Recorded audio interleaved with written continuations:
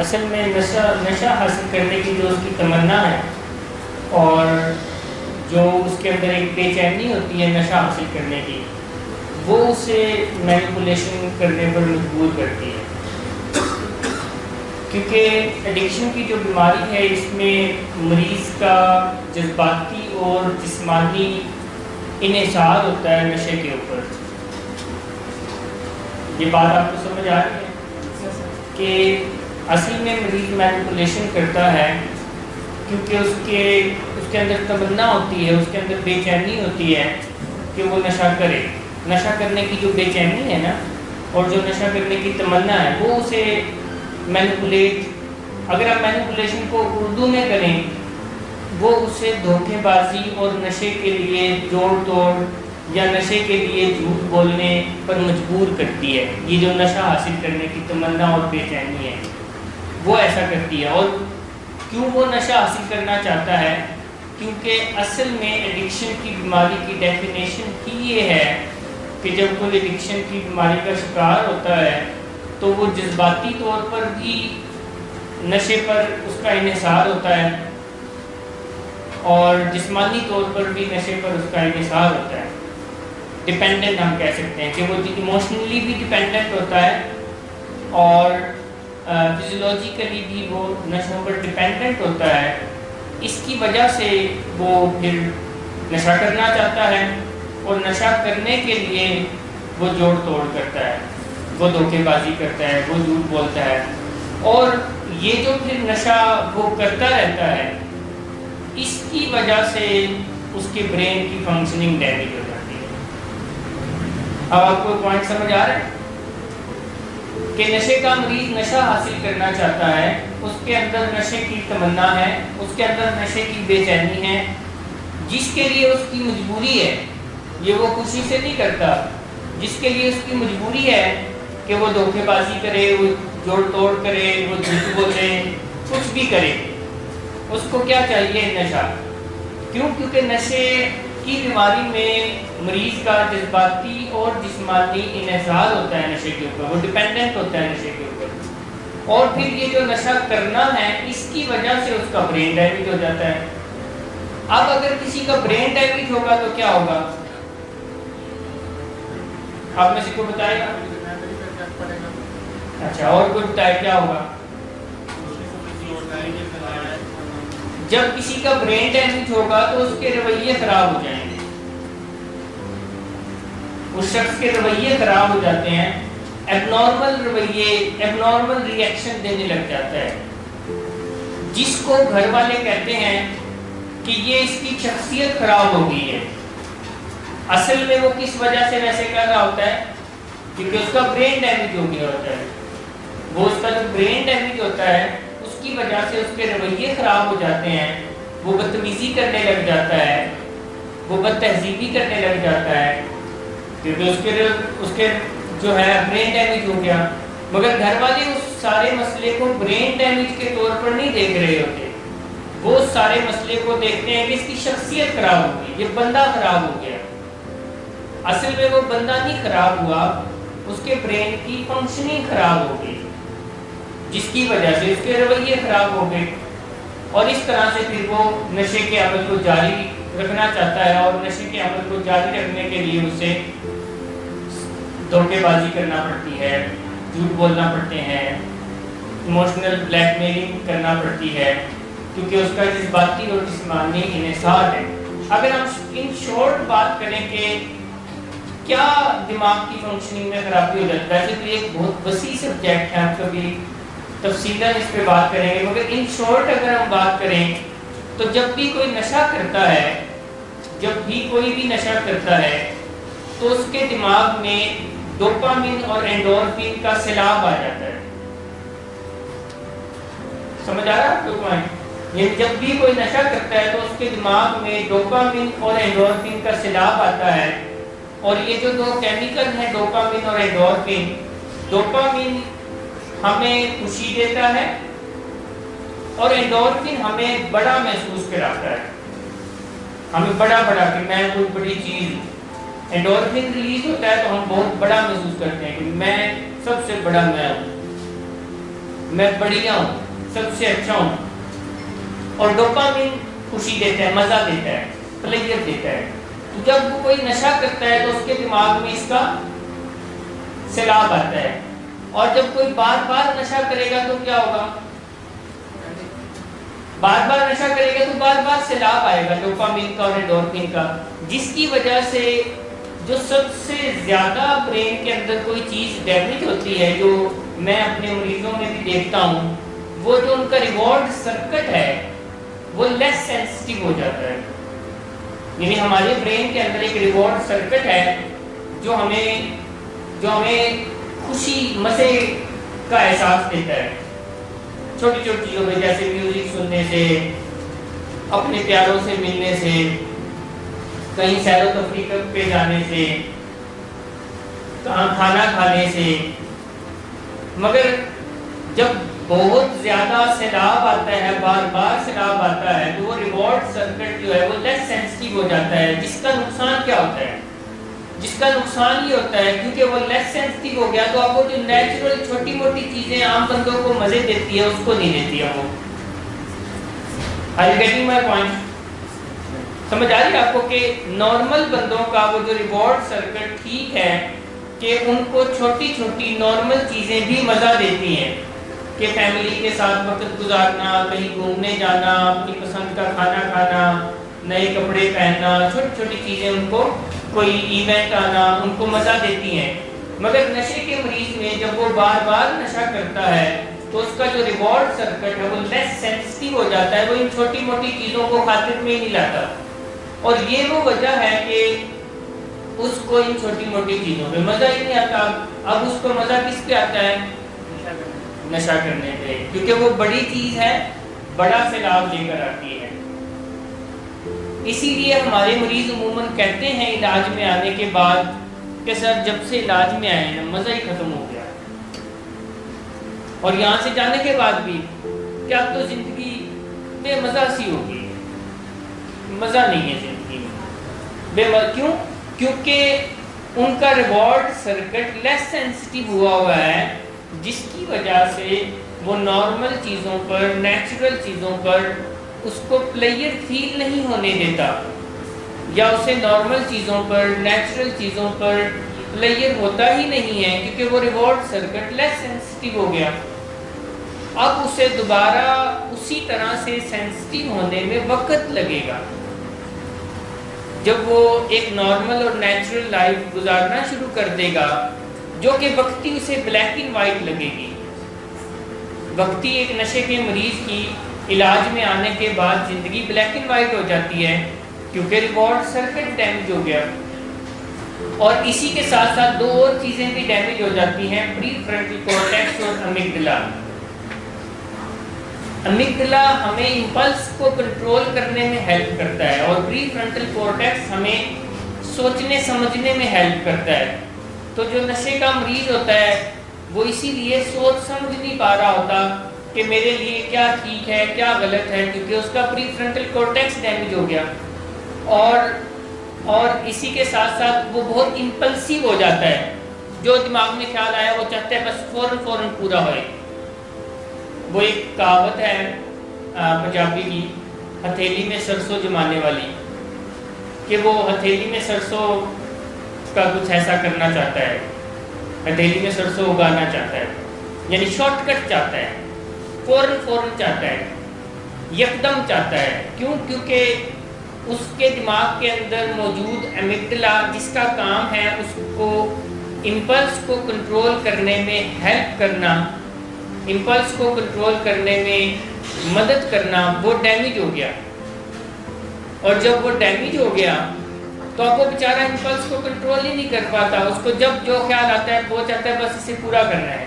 But ایک normal human differentiate کرتا ہے کہ میرے دماغ میں جو خیال آ رہا ہے میں نے اس کی ماننی ہے یا ابھی نہیں تھوڑا دیر میں کرنا ہے.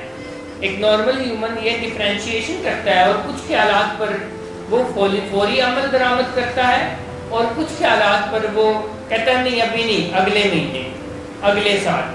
کہتے ہیں نا میں سے کہ نہیں میں اگلے سال کروں گا، یہ اگلے مہینے کل کروں گا. بٹ ایک ایڈکٹ جو ایڈکشن کی بیماری کا شکار ہو جاتا ہے اس کے لیے یہ کرنا مشکل ہو جاتا ہے.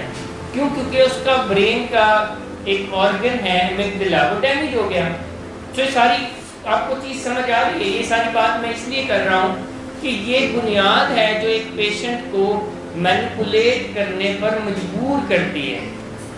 یہ بنیاد ہے، یہ اس کے برین کے دماغ میں جو فنکشننگ میں خرابی ہو جاتی ہے، اس کی وجہ سے اس کے رویے خراب ہو جاتے ہیں، اس کی وجہ سے وہ امپلسیو ہو جاتا ہے، اس کی وجہ سے وہ سوچ سمجھ نہیں رہا ہوتا، اچھے فیصلے نہیں کر رہا ہوتا، کیونکہ اس سے متعلق اس کے برین کے اندر جو آرگنز ہیں وہ ڈس فنکشنل ہو گئے ہیں، وہ خراب ہو گئے ہیں. انہیں اب دوبارہ ٹھیک ہونے میں تھوڑا وقت لگے گا. ایسا نہیں ہے کہ آج ہم اس کا نشہ بند کریں گے اور کل وہ فنکشننگ دوبارہ درست ہو جائے گی.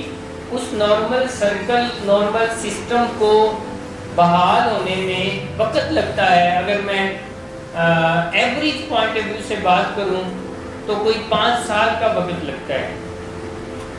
ایوریج پوائنٹ آف ویو سے بات کر رہا ہوں، کچھ جلدی کچھ اس سے بھی دیر میں ہوتے ہیں، مگر 5-1 سال لگتے ہیں. اگر وہ ٹوٹل ایبسٹیننس کو مینٹین رکھے تو اس کا پری فرنٹل کارٹیکس ریکور ہو جاتا ہے، اس کا ایمگڈلا ریکور ہو جاتا ہے، اس کا وہ جو ریوارڈ سرکٹ لیس سینسٹیو ہوا ہوتا ہے وہ پھر سے سینسٹیو ہو جاتا ہے، اور اس کو وہ نارمل چیزیں جو نارمل لوگوں کو مزہ دیتی ہیں، وہ نیچرل چیزیں جو نیچرل اور نارمل لوگوں کو مزہ دیتی ہیں، اس کو بھی پھر وہ مزہ دینے لگتے ہیں. But it take some time, it will not happen in a day, in a year, in few months. اس میں تھوڑا وقت لگتا ہے.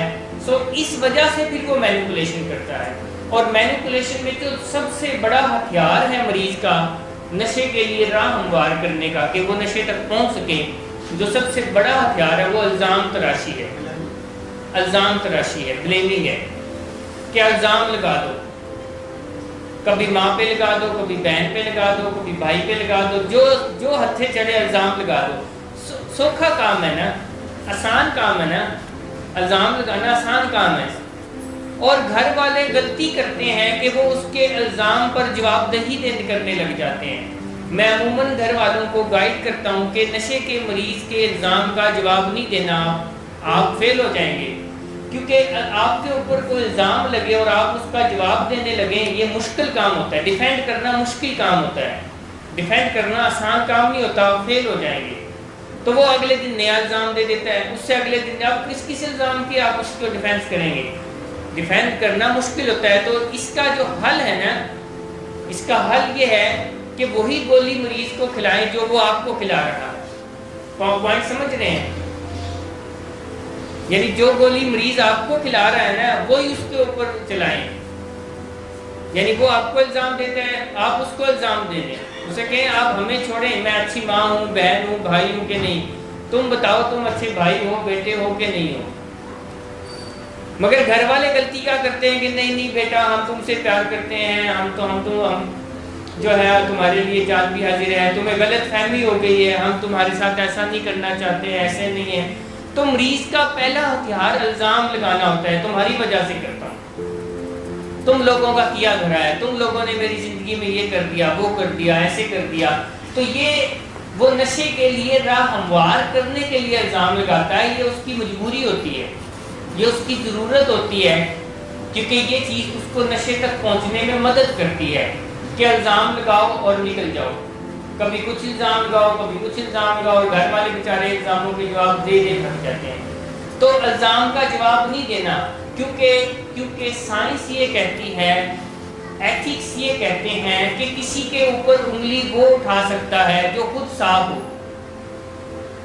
جو خود ٹھیک ہو. جس کا اپنا دامن ٹھیک نہیں ہے وہ نہیں اختیار رکھتا کہ وہ کسی کو کٹہرے میں کھڑا کرے، اس کے پاس نہیں اختیار ہے. تو کیا نشے کا مریض صاف ہوتا ہے؟ تو اسے کہنا چاہیے کہ تمہارے پاس اختیار نہیں ہے کہ تم ہمیں کٹہرے میں کھڑا کرو، تم پہلے اپنے آپ کو درست کرو پھر ہمیں کٹہرے میں کھڑا کرنا. اس وقت تک تم ہمیں کٹہرے میں نہیں کھڑا کر سکتے جب تک تم خود درست نہیں ہوگے. پہلے درست ہو، ٹھیک ہو، تم اچھے بیٹے بنو، اچھے بھائی بنو، اچھے شوہر بنو، اس کے بعد پھر انگلی اٹھانا کہ میں اچھی بیوی ہوں کہ نہیں ہوں، میں اچھی ماں ہوں کہ نہیں ہوں، میں اچھی بہن ہوں کہ نہیں ہوں، میں اچھا بھائی ہوں کہ نہیں ہوں. مگر مریض کے لیے آسان ہوتا ہے کہ وہ سب کو کٹہرے میں کھڑا ہو جائے اور خود نکل جائے، تو سب کو کٹہرے میں کھڑا کر کے رکھتا ہے، تو مچھی مار نہیں جی ہاں. سو یہ ایک پہلا مینیپولیشن ہے اس کا جو وہ استعمال کرتا ہے اپنے نشے کے لیے راہ ہموار کرنے کے لیے. دوسری جو مینیپولیشن ہے وہ گھر والوں میں احساس جرم پیدا کرنا. وہ گھر والوں میں نا گلٹ انڈیوس کرتا ہے، گلٹ ڈالتا ہے ان کو کہ تم لوگ میری بات نہیں مانو گے تو پھر میں جو کچھ بھی کروں گا اس کے ذمہ دار تم لوگ ہو گے. گھر والے بیچارے گلٹ میں چلے جاتے ہیں، اگر تم میری بات نہیں مانو گے تو پھر میرا جو کچھ بھی ہوا نا، جو کچھ بھی ہوا اس کے ذمہ دار تم ہو، میری پھر کوئی ذمہ داری نہیں ہوگی. تو وہ اس طرح کی باتیں کر کے گلٹ انڈیوس کرتا ہے، گھر والوں کو روز صبح دوپہر شام گلٹ ٹرپ کراتا ہے، اور گھر والے بیچارے گلٹ ٹرپ کرتے ہیں. وہ میں آپ کو بتاؤں جب تک فیملی میرے پاس پہنچتے ہیں نا، کہیں نہ کہیں وہ بیچارے سمجھ بیٹھتے ہیں کہ یہ کوئی ساڈا ہی قصور ہے. وہ سمجھ بیٹھتے ہیں کیونکہ مریض صبح دوپہر شام ان کو گلٹ میں لے کے جاتا ہے، سب تمہارا کیا طرح ہے، سب تمہارا کیا طرح ہے، تم لوگ میری بات نہیں مانتے ہو، تم لوگ یہ نہیں کرتے ہو، تم لوگ وہ نہیں کرتے ہو، اور اگر میں جیل جاؤں گا، میں مر جاؤں گا، ایکسیڈنٹ ہو جائے گا، جو کچھ بھی ہوگا اس کی ذمہ داری بھی تمہاری ہے. کیا یہ سچ ہے؟ سچ تو نہیں ہے نا، مگر وہ گلٹ ٹرپ کرتا ہے اور گھر والے گلٹ ٹرپ میں جاتے ہیں، جس کی وجہ سے اس کا نشہ جاری رہتا ہے کیونکہ اس کے اوپر بات نہیں آتی ہے. میں آپ کو ایک ریئل کیس ڈسکس کرتا ہوں جو لاسٹ ویک میرے پاس آئے. دو والدین اپنی بیٹی کو لے کر آئے جن کی عمر صرف 17 سال تھی، اور مجھ سے پہلے وہ 4 سائیکیٹرسٹ کو وزٹ کر چکے تھے جو کراچی کے بڑے ریناؤنڈ سائیکیٹرسٹ ہیں. آؤل خان میں ہوتے ہیں، ایک لیاقت نیشنل میں ہوتے ہیں، ایک NMC میں ہوتے ہیں، بڑے کافی نام. اور میرے پاس وہ اس لیے آئے تھے کہ ان کے صاحبزادے کا علاج، ان کے ایک اور بیٹے کا علاج جو کہ ڈرگ ایڈکشن میں تھے کیا تھا ہم نے. تو وہ آئے، مجھے انہوں نے کال کی کہ آپ سے ملنا ہے، تو میں نے کہا آ جائیں. تو وہ آئے تو انہوں نے بیٹھتے ہی کہا کہ یہ ہماری بیٹی ہے 17 سال کی اور یہ کافی ڈپریشن میں ہے. میں 3-4 سائیکیٹرسٹ کو دکھا چکا ہوں، انہوں نے مجھے نام بتائے کہ یہ سائیکیٹرسٹ ہے، میں دکھا چکا ہوں. اور ہر سائیکیٹرسٹ، ایک جو پہلے سائیکیٹرسٹ نے دوائیاں دی، دوسرے سائیکیٹرسٹ کے پاس گئے، اس نے کہا بالکل ٹھیک ہے، یہی علاج ہے اور آپ اس کو جاری رکھیں. پھر ہم تیسرے کے پاس گئے، اس نے بھی یہی کہا کہ جو دوائیاں چل رہی ہیں بالکل ٹھیک ہے، یہی علاج ہے، جاری رکھیں. تیسرے کے پاس، چوتھے کے پاس گئے تو اس نے بھی یہی کہا جو پہلے سائیکیٹرسٹ نے میڈیسن چلائی تھی کہ جی آپ جو علامتیں بتا رہے ہیں، جو سارا کچھ بتا رہے ہیں، جو بچی کی کنڈیشن ہے، جو انہوں نے بچی سے بات چیت کی، اس کے مطابق بالکل صحیح علاج چل رہا ہے. اور اب آپ 5ویں بندے ہیں جس کے پاس آ گئے ہیں. تو میں نے کہا کہ آپ کیوں ایسے شفٹ کر رہے ہیں، آپ کو اتنا شفٹ نہیں کرنا چاہیے. انہوں نے کہا کہ ہم فوراً نہیں کر رہے ہیں، ہم پہلے سائیکیٹرسٹ کے پاس گئے تو کوئی 2 مہینے کے بعد ہم دوسرے کے پاس گئے کیونکہ کوئی فرق نہیں آیا. دوسرے کے پاس گئے، اس نے کہا دوائیاں ٹھیک ہے، اس کے 2 مہینے کے بعد ہم تیسرے کے پاس گئے، اور یہ ابھی 7-8 مہینے کے بعد، پہلے سے لے کر اب تک 7-8 مہینے کے بعد ہم آپ کے پاس آئے ہیں کیونکہ فرق نہیں پڑ رہا.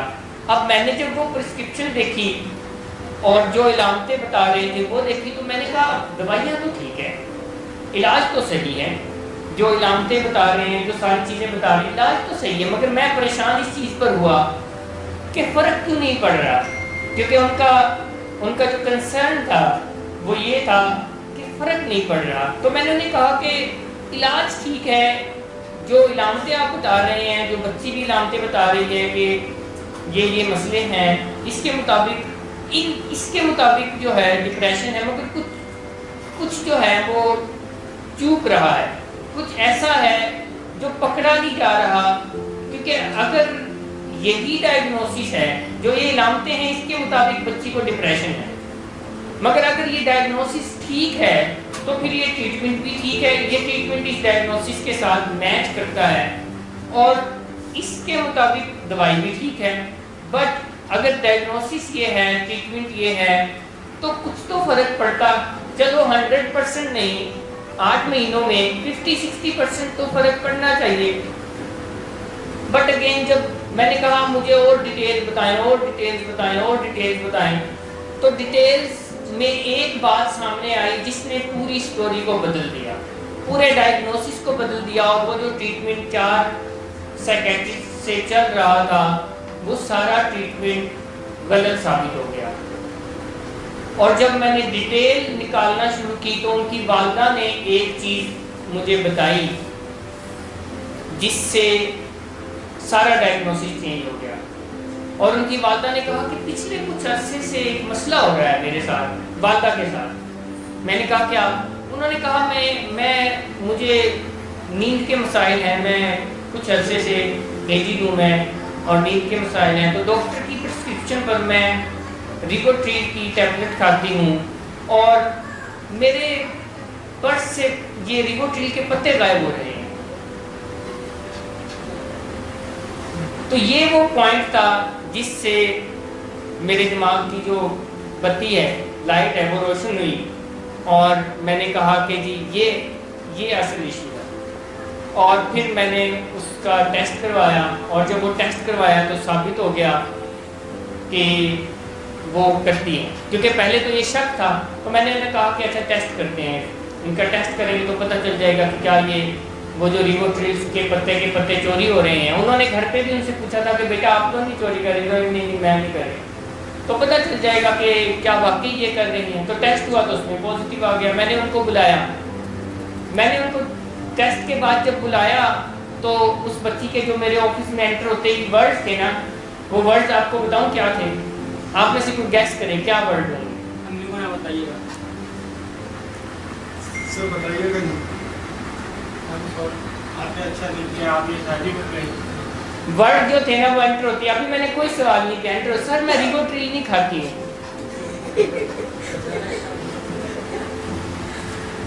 تو میں نے کہا کہ میں نے تو پوچھا ہی نہیں آپ سے کہ آپ ریگوٹریل کھاتی ہیں کہ نہیں کھاتی ہیں، کہتی نہیں میں ایسی آپ کو بتا رہی ہوں۔ تو میرے پاس تو ٹیسٹ کی رپورٹ تھی، میں نے کہا یہ رپورٹ تو کہہ رہی ہے کہ کھاتی ہیں۔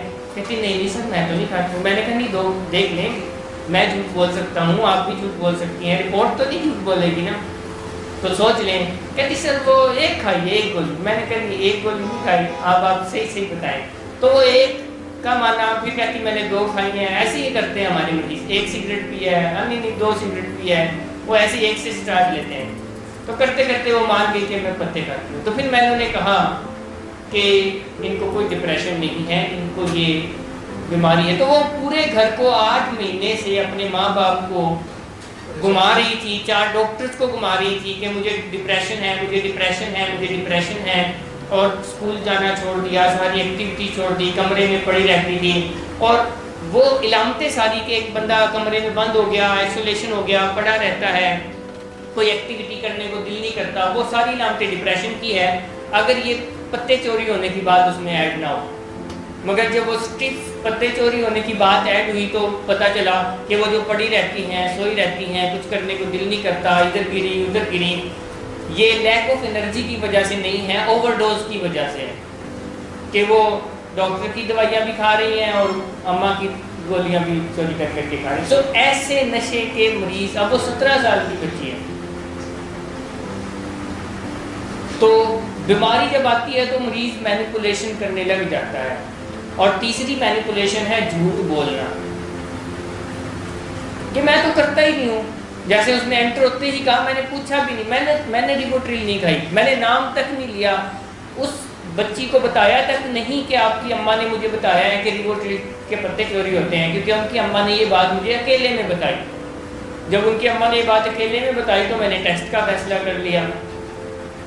ان کو پتہ تک نہیں تھا کہ یہ ہم سارا ٹیسٹ ویسٹ کیوں کر رہے ہیں، مگر ان کی چھٹی بڑی تیز ہوتی ہے کہ یہ کوئی گڑبڑ ہو رہی ہے۔ پہلے تو ان کو یورین نہیں آ رہا تھا، کوئی 1.5 گھنٹے کے بعد ان کو یورین آیا۔ جب کوئی پیشنٹ کو یورین نہیں آتا تو میں سمجھ جاتا ہوں کہ کوئی دال میں کالا ہے، کوئی مسئلہ ہے، کیونکہ یورین تب بھی نہیں آتا جب کوئی مسئلہ ہوتا ہے۔ سو جھوٹ میں تو کرتا ہی نہیں ہوں، میں نے تو بہت عرصہ ہو گیا چھوڑ دیا ہے، گھر والوں کو ٹرک کی بتی کے پیچھے لگاتے ہیں، میں نے تو چھوڑ دیا ہے، بہت عرصہ ہو گیا، اب تو میں ٹھیک ہوں۔ یا تیسرا جھوٹ، میں آپ سے وعدہ کرتا ہوں 2 مہینے بعد آپ کو یہ شکایت نہیں آئے گی، اور گھر والوں کو بیچاروں کو ہر مہینے بعد نئی تاریخ پھر نئی تاریخ۔ اتنی تاریخیں ہماری عدالتیں نہیں دیتی جتنے ہمارے مریض دیتے ہیں، تاریخ پہ تاریخ، تاریخ پہ تاریخ، تاریخ پہ تاریخ، بس اب مجھے تو اتنا ٹائم دے دیں میں ختم کر دوں گا۔ جھوٹے وعدے۔ تو جھوٹ بولنا بھی ایک مینیپولیشن ٹیکٹک ہے جو مریض اپنے نشے کو جاری رکھنے کے لیے کرتے ہیں، تاکہ ان کا جو نشہ ہے نا بس وہ کسی طرح سے جاری رہے، اس میں کوئی خلل پیدا نہ ہو جائے۔ کیوں؟ کیونکہ ان کا وہ نشے کے اوپر جسمانی طور پر اور جذباتی طور پر ڈیپینڈنٹ ہے، ان کی مجبوری ہے نشہ کرنا، تو اب انہیں نشہ کرنے کے لیے جھوٹ بولنا پڑے گا تو بولیں گے، الزام لگانا پڑے گا تو لگائیں گے، گھر والوں کو گلٹ ٹرپ کرانا پڑے گا، ان کو گلٹ میں ڈالنا پڑے گا تو ڈالیں گے، وہ نہیں اس سے چوکیں گے، اور اسی طرح سے دھمکیاں دینا پڑے گی تو دیں گے۔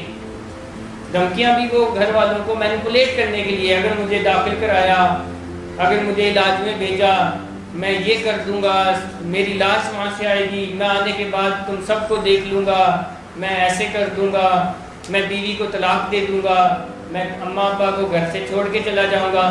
کون بندہ یہ کہہ رہا ہے؟ جس کے کیا مریض نے سارے گھر کو اٹھایا ہوتا ہے؟ سارے گھر کی ذمہ داریاں مریض اٹھایا ہوتا ہے کہ وہ گھر چھوڑ کے چلا جائے گا تو گھر دڑام کر کے نیچے گر جائے گا۔ وہ بندہ جو گھر کے اوپر ہر طرح سے وزن ہوتا ہے، ایموشنلی، فائنینشلی، ہر طرح سے، جان بوجھ کے نہیں ہوتا۔ بیمار میں بھی ہوں گا تو میں وقتی وزن بن جاؤں گا، کیونکہ بیماری ہمیں وزن بنا دیتی ہے۔ ہیلتھ ہمیں ہیلپ کرنے میں ہیلپ کرتی ہے کہ ہم ہیلپ کریں۔ وہ بندہ کہتا ہے میں گھر چھوڑ کے چلا جانا ہے، میں آپ سب کو چھوڑ دوں گا، میں بیوی کو طلاق دے دوں گا، یعنی ویسے کہنا اس کی بیوی کو چاہیے کہ میں تمہیں طلاق دے دوں گی، لٹرلی اس کی بیوی کو کہنا چاہیے تم نہیں سدھرے تو میں تمہیں طلاق دے دوں گی، میں تمہیں چھوڑ دوں گی۔ مگر الٹا وہ بندہ جو تکلیفیں دے رہا ہے، جو مارتا ہے، پیٹتا ہے، جس نے زندگی جہنم بنائی ہے، وہ کہتا ہے میں تمہیں چھوڑ دوں گا، تو اس کے ساتھ مطلب تو یہ ہوا کہ تمہاری زندگی آسان کر دوں گا، یعنی اس کے چھوڑ دینے میں پھر آسانی ہے۔ ایک ایڈکٹ کے ساتھ رہنا از ٹو مچ ڈیفیکلٹ، مگر کیونکہ وہ ان سے پیار کرتے ہیں، ان سے محبت کرتے ہیں، انہوں نے اس کو صحت میں بھی دیکھا ہوتا ہے کہ وہ کتنا اچھا ہے، اس وجہ سے وہ اس کے صحت کے دنوں کو یاد کر کے اس کے ساتھ رہ رہے ہوتے ہیں کہ نہیں یہ بندہ بہت اچھا ہے، تو یہ کسی طرح سے ٹھیک ہو جائے۔ تو وہ نشے کے لیے راہ ہموار کرنے کے لیے اس طرح کی باتیں کرتا ہے، دھمکیاں دیتا ہے، میں مر جاؤں گا، میں مار دوں گا، میں یہ کر دوں گا، میں وہ کر دوں گا۔ اس نے کیونکہ نشے کے لیے کسی بھی طرح سے راہ ہموار کرنی ہے۔ تو سمجھ آ رہی ہے آپ کو پوائنٹ؟ یہ ہال مارک آف ایڈکشن ہے، ایڈکشن کی ضرورت ہے۔ یہ جھوٹ بولنا، الزام لگانا، گھر والوں کو گلٹ میں لے کر جانا، دھمکیاں دینا، ان کے بغیر اس کی بیماری نہیں چل سکتی۔ جو نشے کی بیماری کا سچ ہے نا، جو نشے کی بیماری کا سچ ہے وہ یہ ہے کہ نشے کی بیماری دوسروں کے تعاون کے بغیر نہیں چل سکتی۔ نشے کی بیماری کو چلانے کے لیے دوسروں کا تعاون درکار ہے، اور وہ گھر والے ہی ہوتے ہیں جو مریض کی مینیپولیشن میں آ رہے ہوتے ہیں۔ اماں چھپ چھپ کے پیسے دے رہی ہوتی ہے، اماں چھپ چھپ کے پیسے دے رہی ہوتی ہے، کسی کو بتاتی بھی نہیں ہے کہ میں اس کو پیسے دے رہی ہوں۔ وہ اماں کو ایموشنلی ٹریپ کر لیتا ہے کہ اماں تم ہی تو ہو جو مجھ سے پیار کرتی ہو، اس گھر میں تمہارے علاوہ میرا کوئی نہیں ہے، اور اماں کو لگتا ہے کہ میں ہی ہوں، بٹ اصل میں وہ اس کی بیماری کی مدد کر رہے ہوتے ہیں۔ وہ مریض کی مدد نہیں کر رہے ہوتے، وہ بیماری کی مدد کر رہے ہوتے ہیں۔ کیوں؟ کیونکہ نشے کی بیماری کا یہ سچ ہے کہ اس کو جاری رکھنے کے لیے تعاون چاہیے۔ جاب چلی جاتی ہے تو بھی مریض راضی کر لیتا ہے گھر والوں کو مینیپولیشن سے، یعنی اس کی جاب چلی جائے نا تو بھی وہ راضی کر لیتا ہے کہ میں جو گئی ہے نا یہ صحیح ہوا ہے، یہ غلط نہیں ہوا۔ وہ فارغ ہوتا ہے، کچھ نہیں کرتا، گھر والوں کو راضی رکھتا ہے۔ مینیپولیشن سے. گھر والے آ کر کہتے ہیں تم کچھ بھی نہ کرو, بس نشہ بھی چھوڑ دو, کرو کچھ بھی نہ. یعنی ویسے کوئی کسی کو کچھ بھی کیے بغیر برداشت نہیں کریں گے, نشے کے مریض کو برداشت کرنے کو تیار ہے کہ یہ کچھ بھی نہ کرے, بس نشہ نہ کرے, سکون سے رہے, کیونکہ وہ حالات و واقعات ہی ایسے پیدا کرتا ہے کہ گھر والے کہتے ہیں بھائی تو کچھ بھی نہ کر, تو رہ, تجھے ہم سونے کا نوالا دیں گے, بس تو نشہ نہ کر. کیونکہ نشہ کر کے وہ حالات ایسے پیدا کرتا ہے, جان بوجھ کے ایسے حالات پیدا کرتا ہے وہ. اگر وہ جان بوجھ کے ایسے حالات نہ پیدا کرے تو پھر وہی حالات اس کو یہاں بھی پیدا کرنے چاہیے, کیونکہ یہاں اس کی مینیپولیشن نہیں چلتی. تو اس لیے وہ یہاں ہمارے پاس ایسے حالات عموماً نہیں پیدا کرتا. اسے پتہ ہوتا ہے کہ یہاں یہ سارے معاملے نہیں چلیں گے. سو آپ میں سے کوئی بتائے گا کہ کیسے بچا جا سکتا ہے مینیپولیشن, کیسے بچا جائے مینیپولیشن؟ حقیقت سے قریب تر رہا جائے. اوکے, اور بات نہ مانی ہے. اوکے, اور سر اس طرح مائنڈ سیٹ کر کے حقیقت کو تسلیم کر کے, اور مریض جو کچھ بھی کہے اس کا جواب یہ ہو کہ مدد حاصل کرو, کیونکہ وہ خود نہیں کر سکتا. اگر آپ اسے کہتے ہیں تم چھوڑ دو, تم چھوڑ دو, وہ چھوڑ ہی نہیں سکتا. وہ فزیولوجیکلی اینڈ ایموشنلی ڈیپینڈنٹ ہے. وہ جو کچھ بھی کہے انہیں کہیں تمہاری سب باتیں تب چلیں گی جب ہم کوئی بات مانیں گے, جب تم علاج قبول کرو. جب تک تم علاج نہیں قبول کرو گے تمہاری کوئی بات نہیں مانیں گے. پہلے علاج قبول کرو, اپنا علاج کراؤ. اور اسے کہیں کہ ایسی صورتحال پیدا ہو جاتی ہے کہ ہمیں دوسروں کی مدد کی ضرورت ہوتی ہے, ابھی آپ کو مدد کی ضرورت ہے, مدد حاصل کرو. علاج کراؤ گے تو بات آگے بڑھے گی, علاج کرانے کے بغیر بات آگے نہیں بڑھے گی. وہ کہتے ہیں میں خود چھوڑ دوں گا, علاج والا کیا کرے گا, یہ کیا کرے گا, وہ کیا کرے گا, ساری مینیپولیشن وہ کر کے گھر والوں کو ٹریپ کرتا ہے. تو حقیقت پہ بات ہو, دوسرا اس کو میرٹ پہ ڈیل کیا جائے. جو وہ ڈیزرو کرتا ہے, جو آپ کے دماغ میں خیال آئے کہ یہ کیا ڈیزرو کرتا ہے, اگر یہ ہمارا بیٹا بھائی نہ ہوتا وہ کر گزرے. پولیس کمپلین کرنے کی ضرورت ہے, کر گزرے, مگر گھر والے نہیں کر رہے ہوتے. اگر کوئی اور, میں آپ لوگوں کے گھر میں جا کر جو آپ کا پیارا کرتا تھا, میں اگر کروں نا, آپ فوراً پولیس کو کال کر لیں گے. آپ کوئی خیال نہیں کریں گے کہ میرا اور آپ کا کیا عزت و احترام کا رشتہ ہے, کیا نہیں. آپ فوراً پولیس کو کال کریں گے, اور میں دوبارہ نہیں کروں گا. مگر نشے کو کے مریض کو لے کر گھر والے پولیس کو کال ہی نہیں کر رہے. اگر وہ پولیس کو کال کریں, اس سے میں گارنٹی سے کہتا ہوں فائدہ ہوتا ہے, کبھی نقصان نہیں ہوتا. کہ اگر وہ گھر میں میس کرتا ہے, بدتمیزی کرتا ہے, توڑ پھوڑ کرتا ہے, مار پیٹ کرتا ہے, اور پولیس کو کال کریں, تو اس سے اس کو صحیح میسیج جائے گا کہ مائی دس بیہیویئر از ناٹ ایکسیپٹیبل, اور وہ آئندہ نہیں کرے گا. باہر کے محلے میں تو نئے میسیج آ جاتا ہے کیا جیسے فار ایگزامپل اس کے لیے اگر کمپلین کرواتے ہیں ہم, ہمارے لیے تو فائدہ ہے, بٹ ہم باہر بھی تو. بہت اچھی بات آپ یہ کر رہے ہیں کہ باہر کے محلے میں کیا میسیج آئے گا. جب کسی کی زندگی بچانے کے لیے عزت کو داؤ پہ لگانا پڑے تو چاہے لگا کے زندگی بچا لینی چاہیے, کیونکہ جب زندگی ہی نہیں ہوگی تو اس عزت کا کیا ہوگا. تو عزت اور زندگی میں اگر فیصلہ کرنا ہو تو پہلے نمبر پر زندگی ہے. ہاں, اگر زندگی کے ساتھ ساتھ عزت بھی بچائی جا سکتی ہو تو پھر ٹھیک ہے. مگر اگر لگتا ہو کہ نہیں یہ زندگی کو خطرہ ہے, جان کو خطرہ ہے, اور یہ بندہ نہیں سدھرنے کو آ رہا ہے, اور یہ کسی اور کو بھی کچھ کر سکتا ہے, اب اگر وقت تھوڑی دیر کے لیے عزت چلی بھی جائے تو کوئی بات نہیں, لوٹ آئے گی. بھول جاتے ہیں, کسی کو نہیں یاد رہتا 6 مہینے بعد. کسی کے پاس اتنا فالتو وقت نہیں ہے کہ وہ آپ کا ایک واقعہ ذہن میں بٹھا کے رکھیں اور اپنی ساری زندگی کو سائڈ پہ کر دیں. جی, کسی کا کوئی سوال ہے وہ کریں.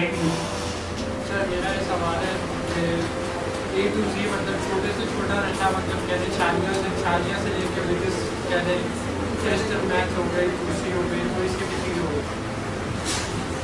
اب یہ جانتے ہوئے کوئی بھی پیشنٹ ہے وہ ریلیپس کرا ہے یا نہیں کرا, یا ایک فرسٹ ٹائم ریہیب میں آیا یا نہیں آیا, بس اس کی آنکھیں کھل جاتی ہیں اور اس کو پتہ لگ جاتا ہے کہ ساری چیزیں غلط ہیں اور اس نے یہ چیزیں نہیں کرنی. تو سے سب کچھ جاننے کے باوجود وہ جو ایک کریونگ ہوتی ہے اور جو ایک وہ ہوتی ہے, وہ اپنے اندر اس چیز کو لے کے وہ ہیٹ کیسے پیدا کرے کہ ہوتا ہے نا انسان کو ایک چیز سے نفرت ہو جاتی ہے اور وہ کرنے کا دل بھی نہیں چاہتا آگے سے. وہ ہیٹ کو اپنے اندر کیسے پیدا کیا جائے؟ زیادہ سے زیادہ اپنی بیماری کی جو تکلیفیں ہیں ان کو یاد کر کے اور اس کے جو ڈس ایڈوانٹیجز ہیں ان کو یاد کر کے. ایک اور مینیپولیشن ہے کہ بہت اچھا بن کے دکھا دینا، بہت اچھا بن کے دکھا دینا کہ آپ کو لگنے لگتا ہے کہ یہ تو ٹھیک ہو گیا ہے.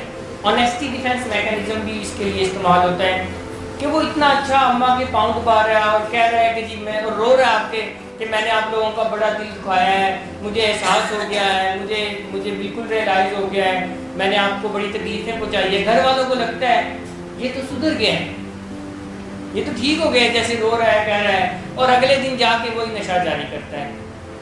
تو یہ بھی ایک ٹریپ ہوتا ہے کہ آپ نہ سوچیں جی وہی دھوکہ یا وہی کرتے ہیں، اس میں اپنی کسی طرح سے نشہ چلانا ہے نا.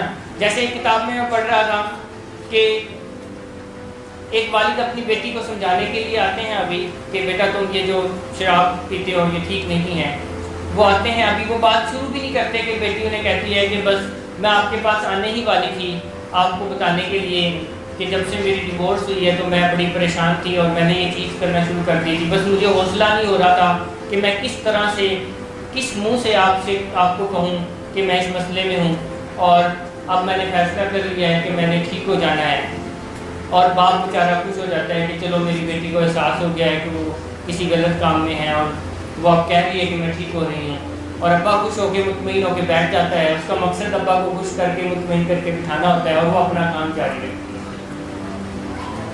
تو ایسے آپ لوگوں کے اوپر بھی ایسے وقت آئے ہوں گے کہ مریض آیا، رویا، گڑ گڑایا، میں نے آپ لوگوں کو بڑے دکھ دیے ہیں، مجھے احساس ہو گیا ہے اور میں نے آپ لوگوں کو بڑی تکلیفیں دی ہیں، بس اب میں سب ٹھیک کر دوں گا، اب آپ دیکھنا مجھ سے اچھا کوئی نہیں ہوگا، میں آپ دوبارہ سے آپ کا اچھے والا بیٹا بن جاؤں گا. اور آپ آرام سے اطمینان سے بیٹھ کے آپ کے دماغ میں جو تھوڑی سی ہلچل ہوئی تھی کہ کوئی علاج کرائیں، اس نے اس کو بھانپ لیا تھا کہ ہلچل ہوئی ہے، ان کی اس ہلچل کو ٹھنڈا کر دو. اور انہوں نے یہ رویہ کر کے آپ کی ہلچل کو ٹھنڈا کیا. آپ آرام سکون سے بیٹھ گئے. 15-20 دن بعد، مہینے بعد آپ کو پتہ چلا کہ کام جاری ہے. سو اگین یہ بھی وہ کرتے ہیں تاکہ آپ آرام سے بیٹھ جائیں، آپ کو تھوڑی تسلی ہو جائے کہ نہیں، احساس ہے یہ ٹھیک ہو رہا ہے. ٹھیک کوئی نہیں ہو رہا ہوتا، نہ وہ ٹھیک ہو سکتا ہے کیونکہ وہ ڈپینڈنٹ ہوتا ہے. تو اس بعض دفعہ مریض بہت گڈی شو کر کے بھی آپ کو مینیپولیٹ کر رہا ہوتا ہے. ہمارے ساتھ بھی ایسا مریض کرتے ہیں، بہت گڈی. جب مریض کو بہت اچھا ہوتا ہے تو مجھے پریشانی ہونے لگ جاتی ہے، یہ اتنا اچھا کیوں ہوا ہے، کیا وجہ ہے، یعنی اس کا بنتا نہیں ہے اتنا اچھا ہونا، یہ کوئی وجہ ہے. اور کچھ ہی دنوں میں وہ بھانڈا پھوڑ دیتا ہے، کچھ ہی دنوں میں وہ اپنا اصل چہرہ دکھا دیتا ہے کہ جی میں یہ ہوں، وہ تو میں ایسے ہی کر رہا تھا. تو مریض نشے کے لیے راہ ہموار کرنے کے لیے کچھ بھی کرتا ہے، کچھ بھی.